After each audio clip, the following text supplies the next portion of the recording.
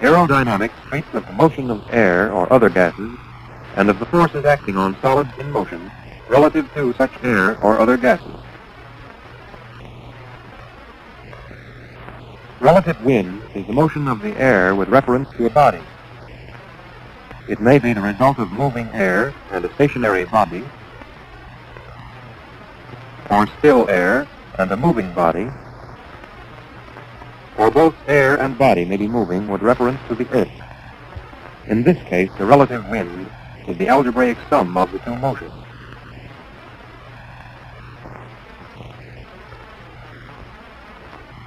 An air stream flowing past a flat plate exerts upon it force whose direction depends upon the angle between the plane of the plate and the direction of airflow. This force may be analyzed into component forces, which are called lift and drag.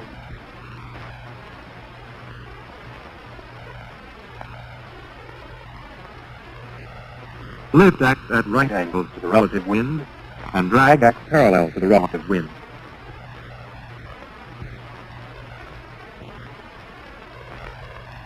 If the plate is held in a horizontal airstream in this manner, lift is opposed by the weight of the plate, and drag is opposed by the tension on the cord.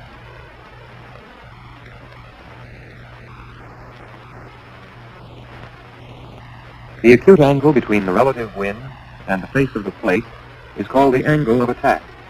This angle may have any value from 0 to 90 degrees. It may be either positive or negative.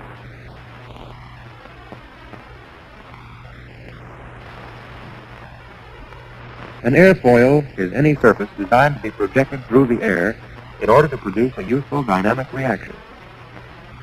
Airfoils, which have been studied and used, vary widely in form. This is probably the most common type of airfoil section. Others are convex on their upper surface and concave on the lower, while still others are convex on both surfaces. Relative thickness and curvature of airfoils vary considerably. In general, a line through an airfoil's leading and the trailing edges is known as its chord.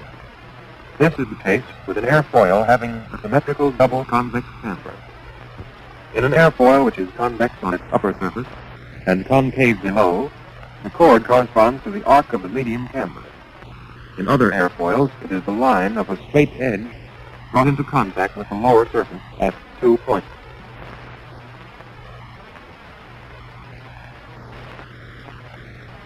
The acute angle between the chord of an airfoil and the relative wind is known as the angle of attack of the airfoil.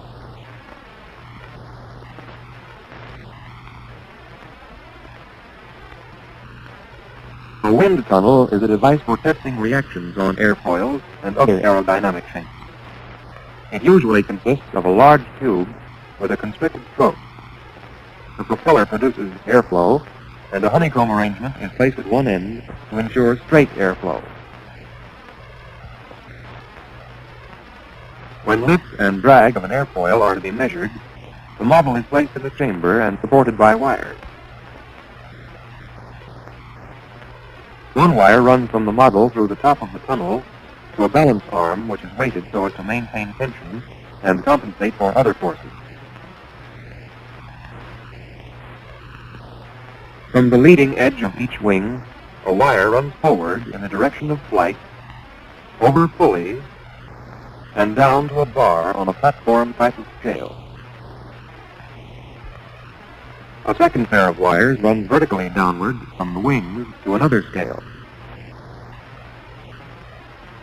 Finally, a wire extends from the tail down to a third scale. In this way, the model is suspended so that the various forces exerted upon it may be measured.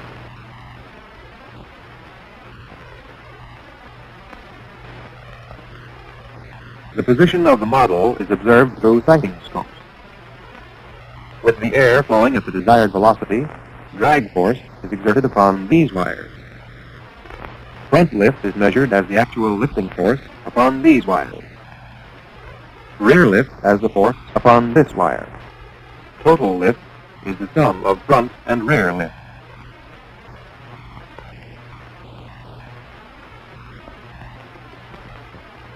Here is one of the Army's wind tunnels at Wright Field. It is nearly 100 feet in overall length, and the test section is 5 feet in diameter. On the intake end, a huge honeycomb arrangement of metal vanes straightens the airflow.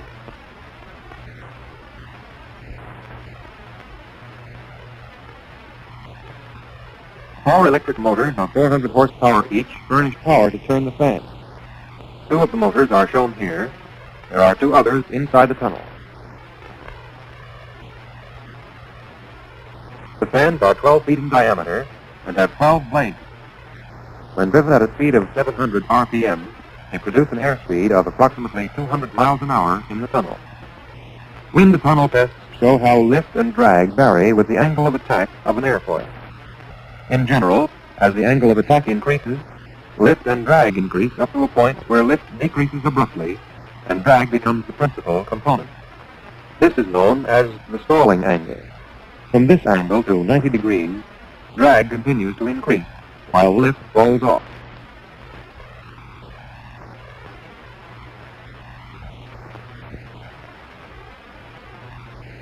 At 90 degrees, the airfoil acts like a flat plate.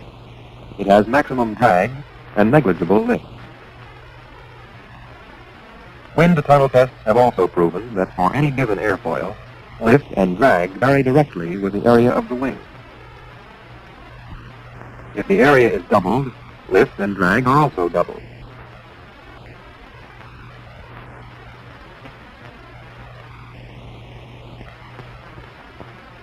Lift and drag vary directly as the square of the velocity of the relative wind. If wind velocity is doubled, lift and drag are multiplied by 4. Lift and drag are directly proportional to the density of the air passing over the airfoil. If air density is doubled, lift and drag are also doubled in value. Expressed as an equation, the lift is equal to a coefficient which is determined by the angle of attack and shape of the airfoil, multiplied by the density of the air, multiplied by the area of the wing, multiplied by the velocity of the wind squared.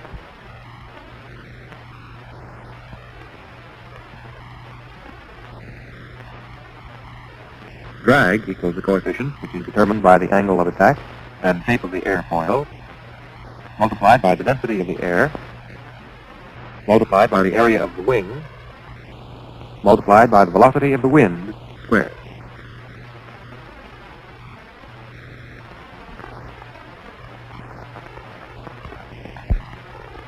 When an airplane is flying horizontally at a constant velocity, the forces acting upon it are in equilibrium. The retarding force, or drag, equals the propelling force, or thrust. The lift must equal the total weight of the airplane. Therefore, the lift and drag equations serve to determine how much weight an airfoil will lift under certain conditions and how much thrust horsepower is required to overcome the total drag of the airplane. The air pressure at various points on an airfoil is measured in order to determine the airfoil's efficiency or its suitability for a given purpose. The measurements are made by building into a model airfoil small copper tubes which are sealed flush with the surface of the model.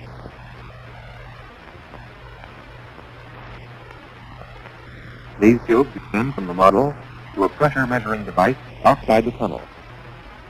The device is called a manometer. This figure illustrates its principle of operation. The liquid in both the tube and the reservoir will be at the same level as long as the pressure in both tube and reservoir are equal. If by any means, such as this plunger, for example, the pressure in the tube is increased, the liquid is forced into the reservoir, lowering the level in the tube. If pressure in the tube is decreased, the liquid rises above the level of the reservoir. In a device such as this, if the liquid in the tube is subjected to varying pressures, the level will rise above or fall below the level of the liquid in the reservoir as the pressure is decreased or increased.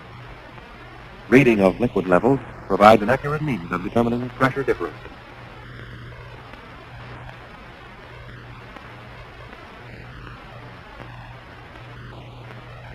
Additional tubes may be added, each connected to a different value of pressure, and each will indicate that pressure accurately, regardless of pressures in the other tube.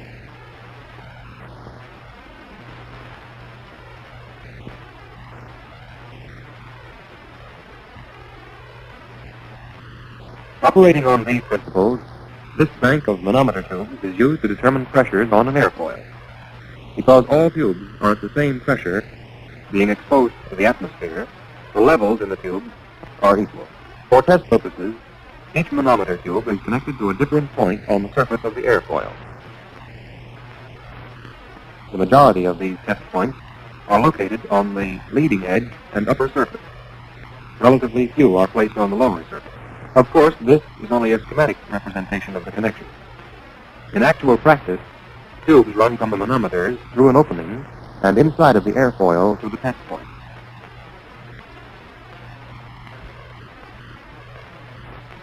Atmospheric pressure is usually taken as the reference level.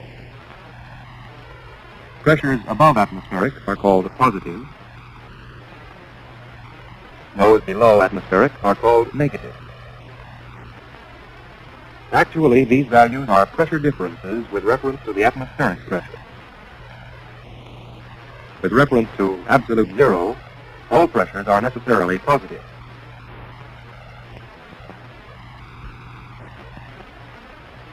The model airfoil is placed in the test section of the